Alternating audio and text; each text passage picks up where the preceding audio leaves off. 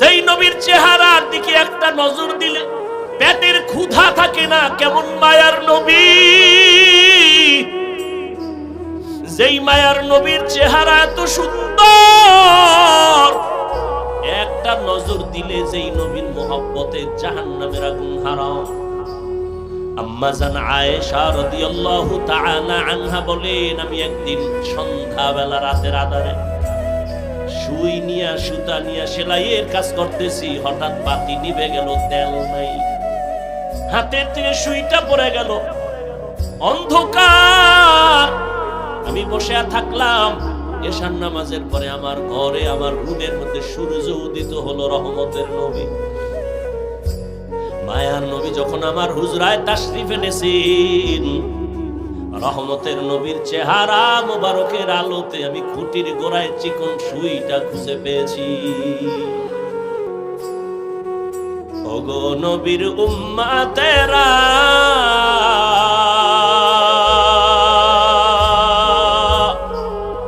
Way আজি দিশাহারা, কোরআন হাদিসের চলো যখন যাহা চায় মনে,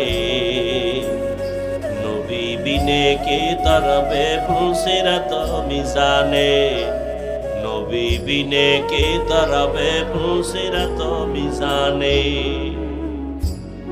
উম্মতের কান্ডারি নবী কাঁদেছেন উম্মতের লাগি,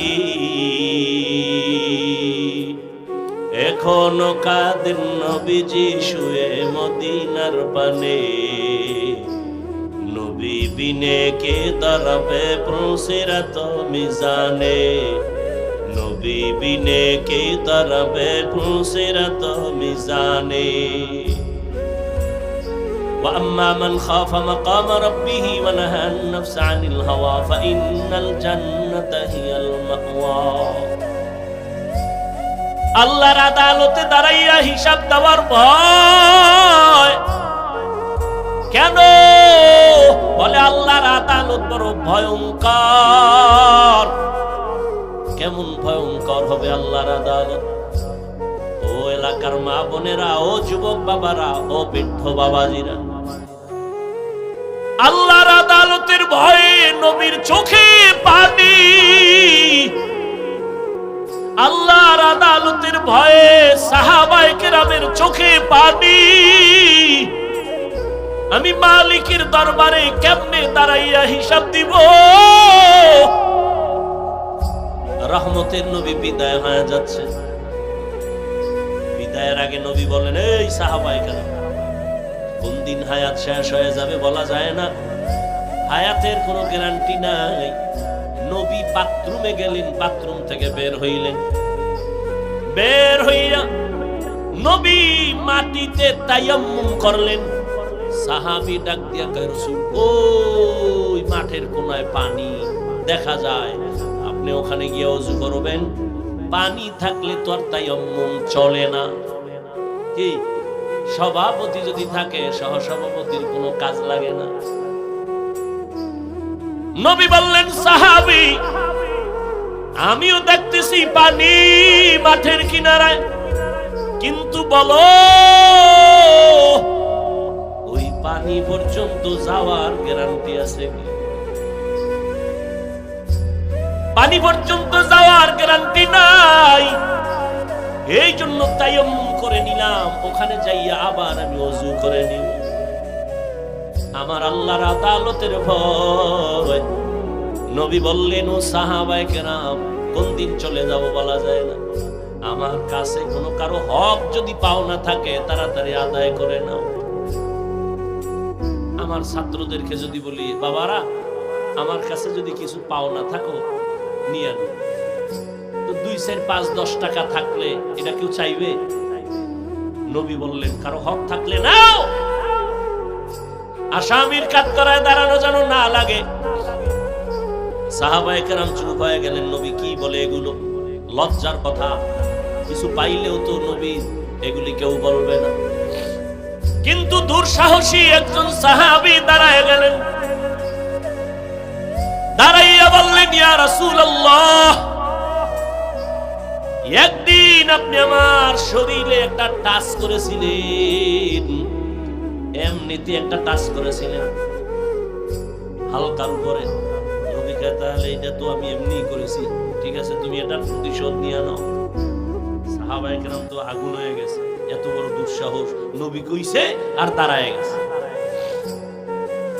নবী বুঝতে পেরেছেন, এই তোমরা গরম হইও না, তাকে আসার মতো রাস্তা খুলে দাও।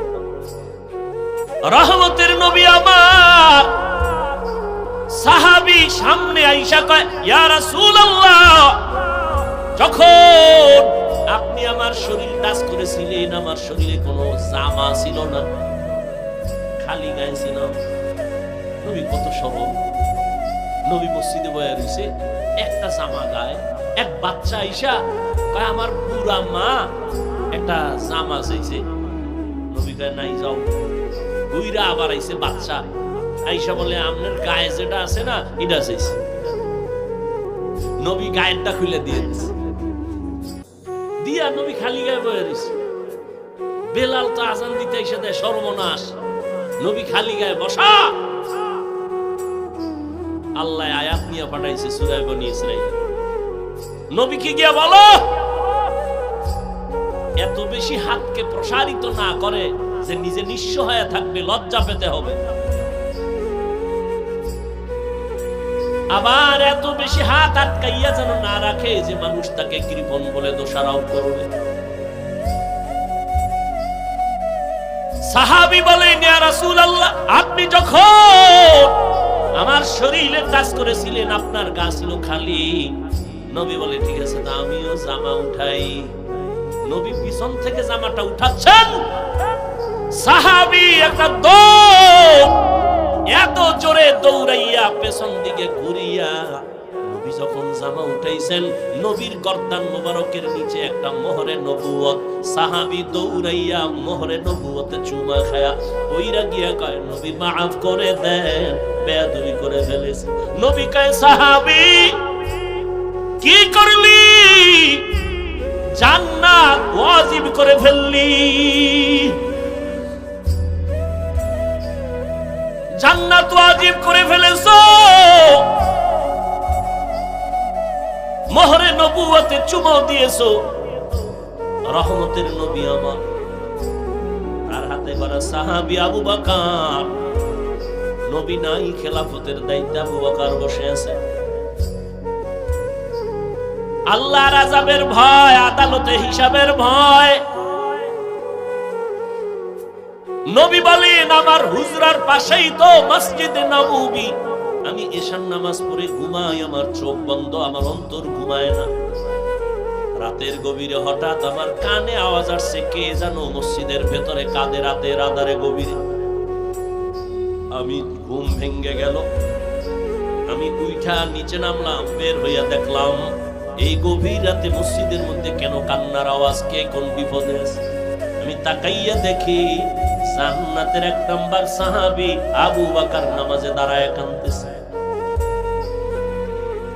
নামাজ শেষ, আমি জিজ্ঞাসা করলাম, আবু বকর গভীর রাতে আপনি নামাজে দাঁড়ায় কেন কাঁদেন? আবু বকর বলেন, ইয়া রাসূলুল্লাহ, আল্লাহর আদালতে দাঁড়াইয়া হিসাব দেওয়ার ভয় আমি নামাজে কান্না করেছি।